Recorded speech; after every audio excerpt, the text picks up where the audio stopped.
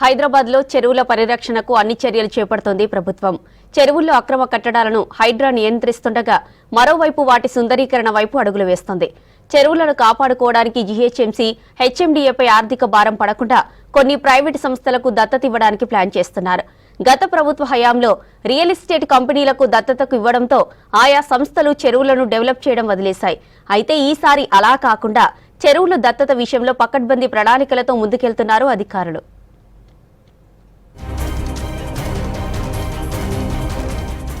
హైదరాబాద్ సిటీలో ఉన్న చాలా చెరువులను పట్టించుకోక మరుగున పడ్డాయి. కొన్ని కబ్జాలకు గురయ్యాయి. వీటిని సుందరీకరించి ప్రజలకు అందుబాటులోకి తీసుకురావడానికి హెచ్ఎండీఏ ప్రయత్నిస్తోంది. చెరువుల్ని సుందరీకరించాలంటే ఖర్చుతో కూడుకున్న పని. దీంతో ప్రైవేట్ సంస్థలకు దత్తతకు ఇస్తే కార్పొరేట్ సోషల్ రెస్పాన్సిబిలిటీ ఫండ్స్ తో వారే సుందరీకరిస్తారని భావిస్తున్నారు అధికారులు. దీనికోసం 25 చెరువులను దత్తత ఇచ్చేందుకు ప్లాన్ చేస్తున్నారు.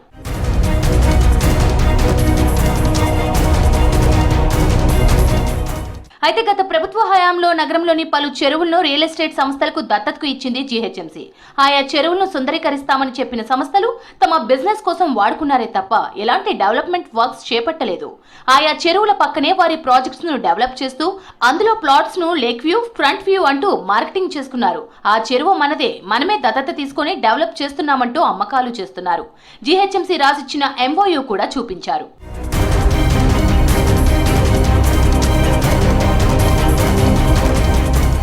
2022 జూలైలో స్టాండింగ్ కమిటీ తీర్మానం ప్రకారం సిటీలోని 25 చెరువులను 24 నెలల పాటు పలు రియల్ ఎస్టేట్ కంపెనీలకు దత్తతకు ఇచ్చింది జీహెచ్ఎంసీ. కానీ చాలా కంపెనీలు ఏ పని చేయలేదు. కొన్ని నామమాత్రంగా ఏదో చేశామని చూపించాయి. ఇంకొన్ని తట్టెడు మట్టి కూడా ఎత్తలేదు. కానీ వాళ్లు మాత్రం లేక్ వ్యూ, లేక్ ఫ్రంట్ పేరిట మార్కెటింగ్ చేసుకున్నారు. ఇక కొన్ని చెరువుల స్థలాలను కబ్జాలు చేసి తమ ప్రాజెక్టులు నిర్మించారనే ఆరోపణలు వచ్చాయి.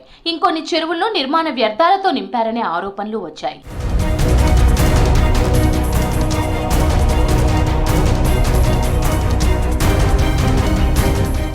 అయితే గతంలో వచ్చిన ఆరోపణలను దృష్టిలో ఉంచుకొని ఈసారి చెరువులను దత్తతకు ఇచ్చే ముందు అవి రిపీట్ అవ్వకుండా ముందుకు వెళ్తోంది హెచ్ఎండీఏ.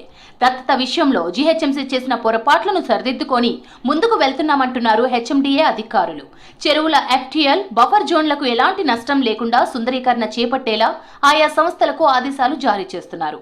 ఎలాంటి అతిక్రమణ జరిగినా వెంటనే ఒప్పందం రద్దుతో పాటు చట్టపరంగా ఆయా సంస్థలపై చర్యలు తీసుకుంటారు. ప్రస్తుతం దత్తతకు ఇవ్వనున్న 25 చెరువులు ఖరీదైన ప్రాంతాల్లో ఉండడంతో వాటి పరిరక్షణపై మరింత దృష్టి సారించాల్సిన అవసరం ఉందని భావిస్తున్నారు అధికారులు.